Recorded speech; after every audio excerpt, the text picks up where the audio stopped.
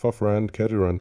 There was once a man called Frederick. He had a wife whose name was Catherine, and they had not long been married. One day Frederick said, "Kate, I am going to work in the fields. When I come back I shall be hungry, so let me have something nice cooked, and a good draught of ale." "Very well," said she, "it shall all be ready." When dinner time drew nigh, Catherine took a nice steak, which was all the meat she had, and put it on the fire to fry. The steak soon began to look brown, and to crackle in the pan, and Catherine stood by with a fork, and turned it. Then she said to herself, "The steak is almost ready.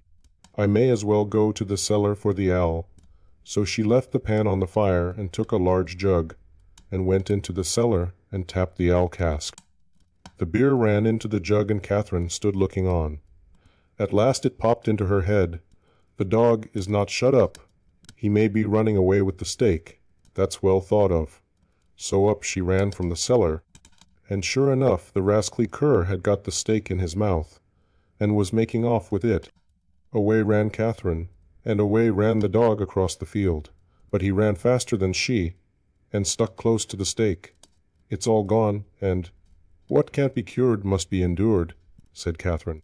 So she turned round, and as she had run a good way and was tired, she walked home leisurely to cool herself. Now all this time the ale was running too, for Catherine had not turned the cock, and when the jug was full the liquor ran upon the floor, till the cask was empty. When she got to the cellar stairs she saw what had happened. "My stars," said she, "what shall I do to keep Frederick from seeing all this slopping about?" So she thought a while, and at last remembered that there was a sack of fine meal bought at the last fair, and that if she sprinkled this over the floor it would suck up the ale nicely. "What a lucky thing," said she, "that we kept that meal. We have now a good use for it." So away she went for it, but she managed to set it down just upon the great jug full of beer, and upset it, and thus all the ale that had been saved was set swimming on the floor also. "Ah, well," said she, "when one goes another may as well follow." Then she strewed the meal all about the cellar, and was quite pleased with her cleverness, and said, "How very neat and clean it looks." At noon Frederick came home. "Now, wife," cried he, "what have you for dinner?" "Oh, Frederick," answered she, "I was cooking you a steak, but while I went down to draw the ale, the dog ran away with it, and while I ran after him, the ale ran out, and when I went to dry up the ale with the sack of meal that we got at the fair, I upset the jug, but the cellar is now quite dry and looks so clean." "Kate, Kate," said he, "how could you do all this? Why did you leave the steak to fry, and the ale to run, and then spoil all the meal?" "Why, Frederick," said she, "I did not know I was doing wrong. You should have told me before."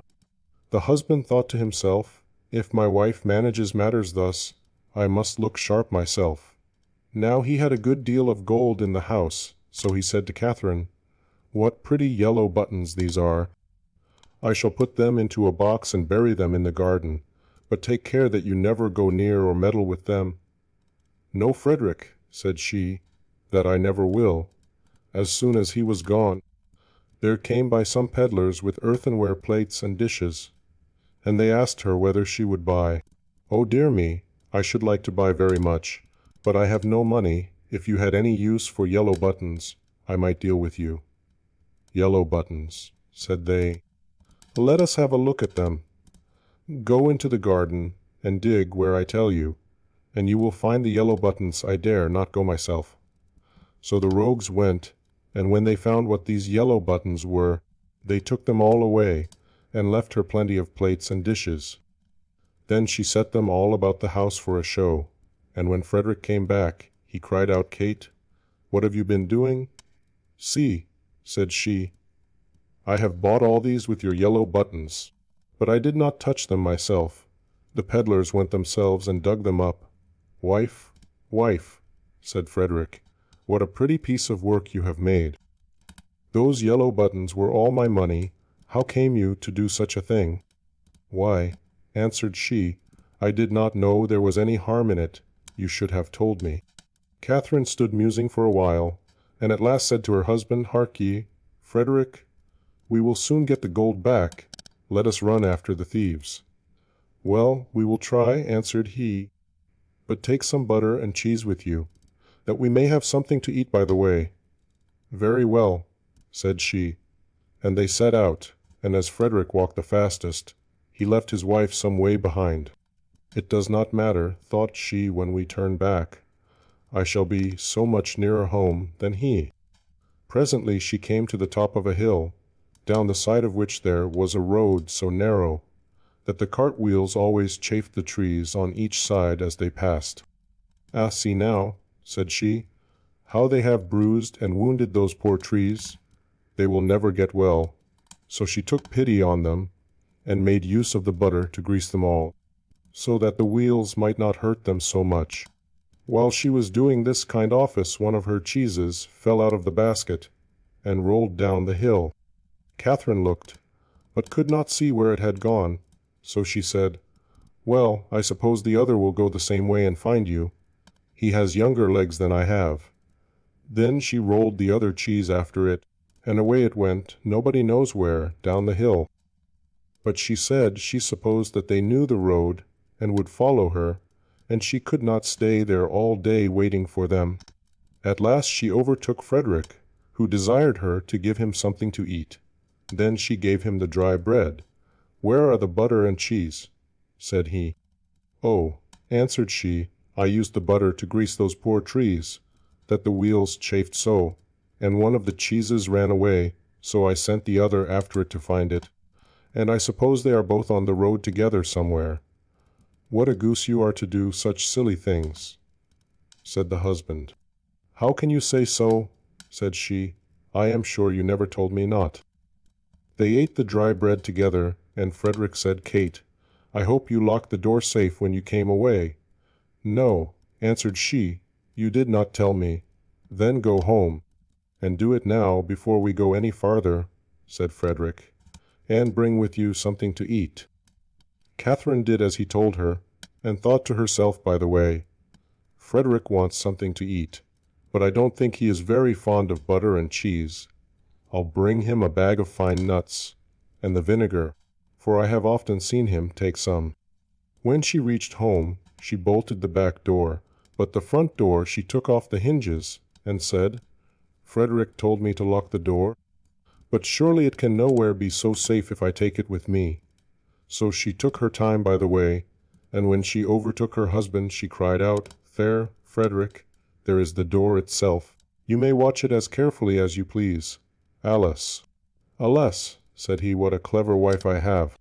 I sent you to make the house fast, and you take the door away, so that everybody may go in and out as they please. However, as you have brought the door, you shall carry it about with you for your pains."